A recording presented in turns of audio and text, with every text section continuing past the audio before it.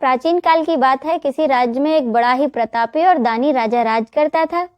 वह हर गुरुवार को व्रत रखता था और दीन दुखियों की मदद किया करता था, परंतु ये बात उसकी रानी को बिल्कुल अच्छी नहीं लगती थी। वह न तो व्रत करती थी और ना ही दान पुण्य में विश्वास रखती थी।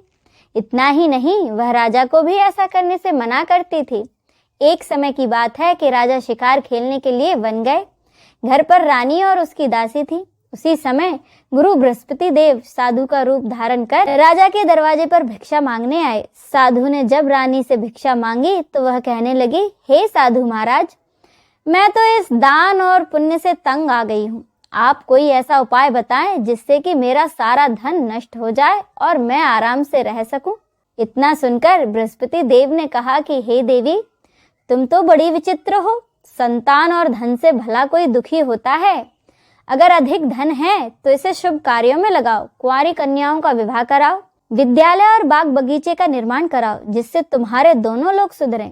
परंतु साधु की इन बातों से रानी को बिल्कुल खुशी नहीं हुई। उसने कहा कि मुझे ऐसे धन की आवश्यकता नहीं है जिसे मैं दान में दूं और जिसे संभालने में मेरा सारा समय नष्ट हो जाए। तब साधु ने कहा, अगर तुम्हारी ऐसी ही इच्छा है तो मैं जो बताता हूँ तुम वैसा ही करना। गुरुवार के दिन तुम अपने घर को गोबर से लीपना, अपने बालों को पीली मिट्टी से धोना, राजा से हजामत बनाने को कहना, भोजन में मांस मदिरा का प्रयोग करना, कपड़े धोबी के यहाँ धुलने देना। इस प्रकार 7 बृहस्पतिवार करने से तुम्हारा समस्त धन नष्ट हो जाएगा। इतना कहकर साधु के रूप में आए बृहस्पति देव वहां से अंतर्धान हो गए। साधु के कहे अनुसार रानी को केवल 3 ही बृहस्पतिवार बीते थे कि उसकी समस्त धन संपत्ति नष्ट हो गई। तब एक दिन राजा रानी से बोला कि रानी, तुम यहीं रहो, मैं दूसरे देश जाता हूँ, क्योंकि यहाँ पर सभी लोग मुझे जानते हैं, इसीलिए मैं कोई छोटा काम नहीं कर सकता। ऐसा कहकर राजा दूसरे देश चला गया। वहां वह जंगल से लकड़ी काट कर लाता और शहर में जाकर बेचता। इस तरह वह अपना जीवन व्यतीत करने लगा। इधर राजा के परदेश जाते ही रानी और दासी दुखी रहने लगी। एक बार जब रानी और उसकी दासी को 7 दिन तक बिना भोजन के रहना पड़ा तो रानी ने अपनी दासी से कहा कि दासी, पास ही के नगर में मेरी बहन रहती है, वह बड़ी धनवान है, तू उसके पास जा और कुछ ले आ ताकि थोड़ी बहुत गुजर बसर हो जाए।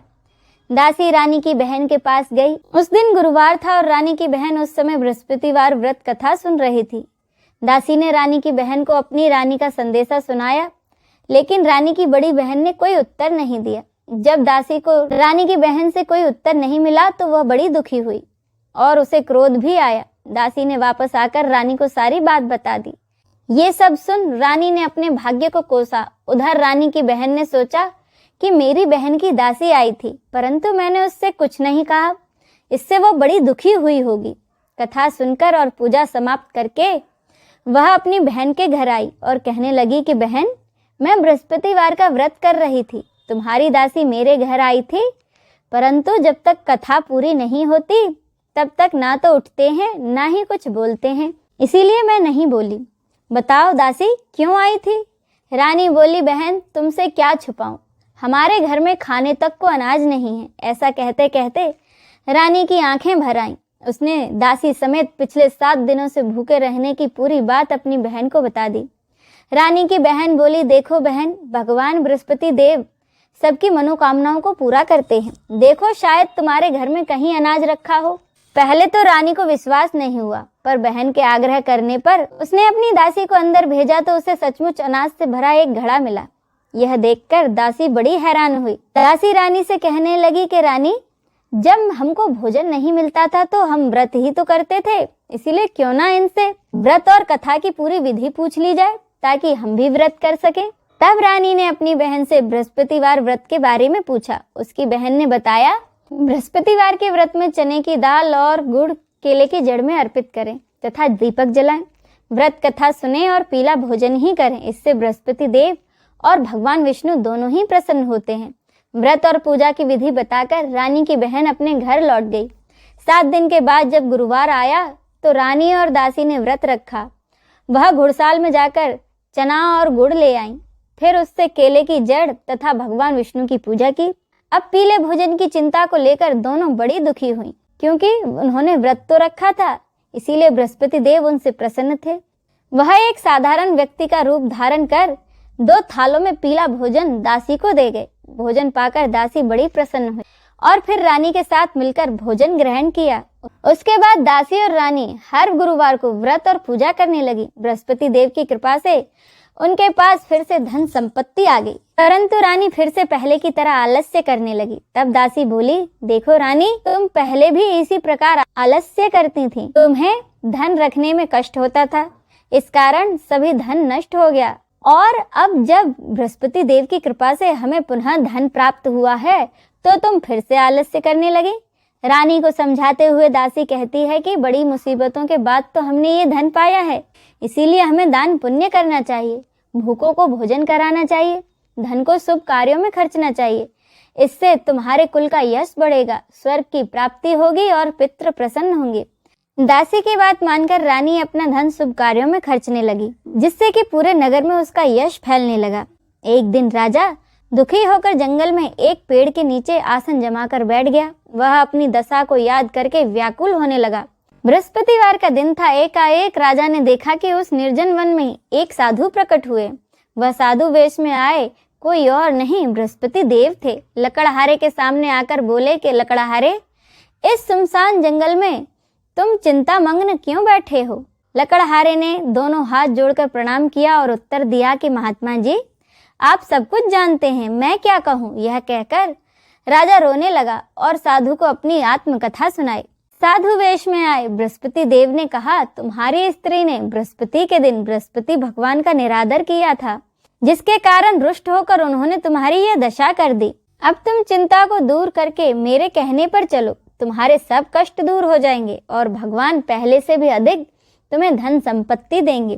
तुम बृहस्पति के दिन कथा किया करो, 2 पैसे के चने मुनक्का लाकर उसका प्रसाद बनाओ और शुद्ध जल से लोटे में शक्कर मिलाकर अमृत तैयार करो। कथा के बाद अपने सारे परिवार और सुनने वाले प्रेमियों में अमृत व प्रसाद बांटकर दूध भी ग्रहण करो। ऐसा करने से भगवान तुम्हारी सभी मनोकामनाओं को पूरा करेंगे। साधु के ऐसे वचन सुनकर लकड़हारा बोला कि हे भगवान, मुझे लकड़ी बेचकर इतना पैसा नहीं मिलता कि जिससे मैं भोजन के उपरांत कुछ बचा सकूं।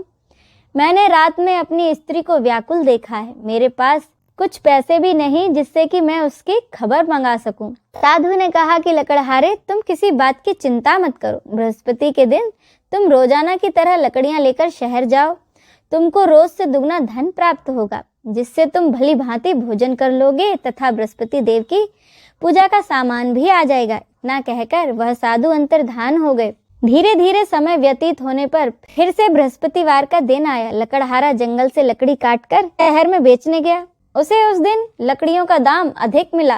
राजा ने चना गुड़ आदि लेकर गुरुवार का व्रत किया। उस दिन से उसके सभी कष्ट दूर हो गए। परंतु जब दोबारा गुरुवार आया तो बृहस्पतिवार का व्रत राजा करना भूल गया। इस कारण बृहस्पति भगवान नाराज हो गए। उस दिन उस नगर के राजा ने विशाल यज्ञ का आयोजन किया था तथा शहर में यह घोषणा करा दी कि कोई भी मनुष्य अपने घर में भोजन न बनाए, न आग जलाए, समस्त जनता मेरे यहाँ आकर भोजन करे।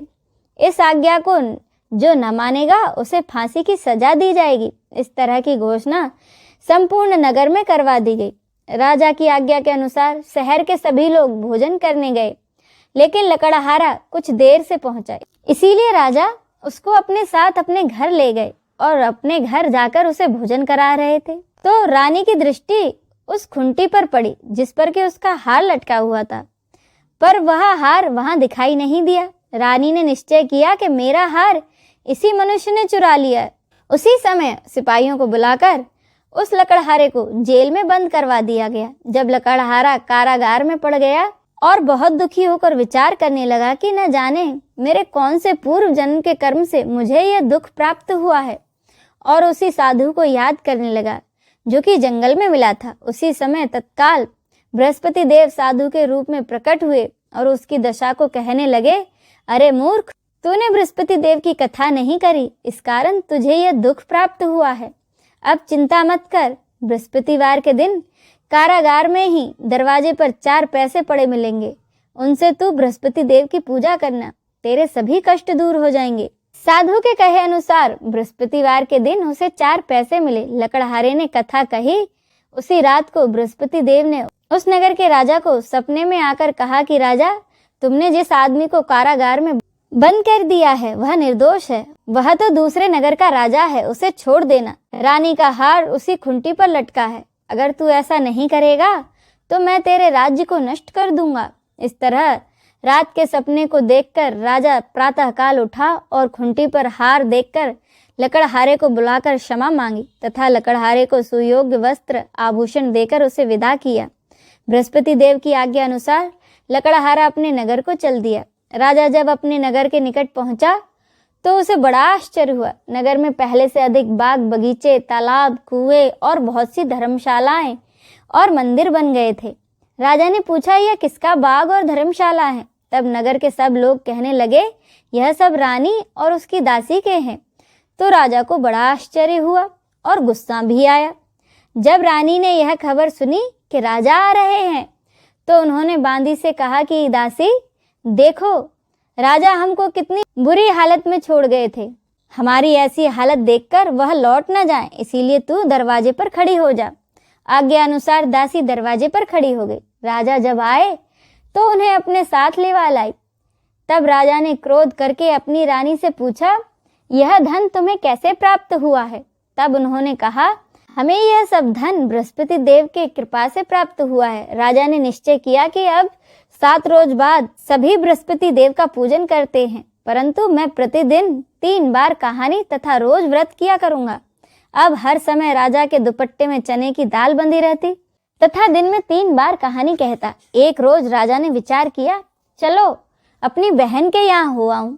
इस तरह निश्चय कर राजा घोड़े पर सवार होकर अपनी बहन के यहाँ को चलने लगा। मार्ग में उसने देखा कि कुछ आदमी एक मुर्दे को ले जा रहे हैं। उन्हें रोककर राजा कहने लगा, अरे भाइयों, मेरी बृहस्पति देव की कथा तो सुन लो। वे बोले, लो हमारा आदमी मर गया है और इसको अपनी कथा की पड़ी है। परंतु कुछ आदमी बोले, अच्छा कहो, हम तुम्हारी कथा भी सुनेंगे। राजा ने दाल निकाली और जब कथा आदि हुई तो मुर्दा हिलने लग गया और जब कथा समाप्त हो गई तो वह मुर्दा राम राम करके मनुष्य की तरह उठ खड़ा हो गया। आगे मार्ग में उसे एक किसान खेत में हल चलाता मिला। राजा ने उसे देखा और उससे बोले, अरे भैया, तुम मेरी बृहस्पतिवार की कथा सुन लो। किसान बोला, जब तक मैं तेरी कथा सुनूंगा तब तक 4 हरिया तो जोत लूंगा, जा अपनी कथा किसी और को सुनाना। राजा के खेत से हटते ही बैल पछाड़ खाकर गिर गए तथा किसान के पेट में बड़ी जोर का दर्द होने लगा। उसी समय उसकी माँ रोटी लेकर आई। उसने जब देखा तो अपने पुत्र से सब हाल पूछा। बेटे ने सभी हाल अपनी माँ से कह दिया तो उसकी माँ दौड़ी दौड़ी उस घुड़सवार के पास गई और उससे बोली कि मैं तेरी कथा सुनूंगी, तू अपनी कथा मेरे खेत पर चलकर ही कहना। राजा उसके खेत पर जाकर कथा कहने लगा, जिसके सुनते ही वह बैल उठ खड़े हुए तथा किसान के पेट का दर्द भी बंद हो गया। राजा अपनी बहन के घर पहुंचा। बहन ने भाई की खूब मेहमानी की। दूसरे रोज प्रातः काल राजा जगा तो वह कहने लगा कि सब लोग भोजन कर रहे हैं। राजा अपनी बहन से कहा, ऐसा कोई मनुष्य नहीं है जिसने कि भोजन नहीं किया हो और मेरी बृहस्पतिवार की कथा सुन ले। उसकी बहन बोली, भैया, यह देश ऐसा ही है, यहाँ के लोग पहले भोजन करते हैं, बाद में दूसरे काम। तो राजा ने कहा कि देख लो, अगर कोई पड़ोस में हो तो बताओ। वह बोली, ठीक है। वह ऐसा कहकर देखने चलेगी, परंतु उसे कोई ऐसा व्यक्ति नहीं मिला जिसने कि भोजन न किया हो। अंत में वह एक कुम्हार के घर गई जिसका लड़का बीमार था। उसे मालूम हुआ कि उनके यहाँ 3 रोज से किसी ने भोजन नहीं किया है। रानी ने अपने भाई की कथा सुनने के लिए कुम्हार से कहा तो वह तैयार हो गया। राजा ने जाकर बृहस्पतिवार की कथा कुम्हार के यहाँ कही, जिसको सुनकर उसका लड़का ठीक हो गया। अब तो राजा की प्रशंसा होने लगी। एक रोज राजा ने अपनी बहन से कहा कि बहन, हम अपने घर को जाएंगे, तुम भी तैयार हो जाओ। राजा की बहन ने अपनी सास से कहा कि सासू माँ, मैं अपने मायके जा रही हूँ। तो उसकी सास ने कहा, ठीक है, चली जाओ, लेकिन अपने लड़कों को मत ले जाना, क्योंकि तेरे भाई के कोई औलाद नहीं है। बहन ने अपने भाई से कहा कि भैया, मैं तो चलूंगी, पर कोई बालक नहीं जाएगा। राजा बोला कि जब कोई बालक ही नहीं चलेगा तब तुम ही क्या करोगी। बड़े दुखी मन से राजा अपने नगर को लौट आया और सारी बातें अपनी रानी को बताई। रानी बृहस्पति देव से प्रार्थना करने लगी और कहने लगी कि हे बृहस्पति देव, हमें आपने सब कुछ दिया है, हमें एक औलाद भी अवश्य दें। उसी रात को बृहस्पति देव ने राजा को सपने में कहा कि राजा उठ, सभी सोच त्याग दे, तेरी रानी गर्भ से है। राजा यह बात सुनकर बड़ा खुश हुआ। 9वें महीने में रानी के गर्भ से एक सुंदर पुत्र पैदा हुआ। तब राजा बोला कि रानी, स्त्री बिना भोजन करे रह सकती है, पर बिना कहे नहीं। जब मेरी बहन यहाँ आए तो तुम उससे कुछ मत कहना। रानी ने कहा ठीक है। जब राजा की बहन ने यह शुभ समाचार सुना तो वह बहुत खुश हुई और बधाई लेकर अपने भाई के घर आ गई। तब रानी ने कहा, जब भाई लेने गया था तब तो नहीं आई और अब दौड़ी दौड़ी चली आई।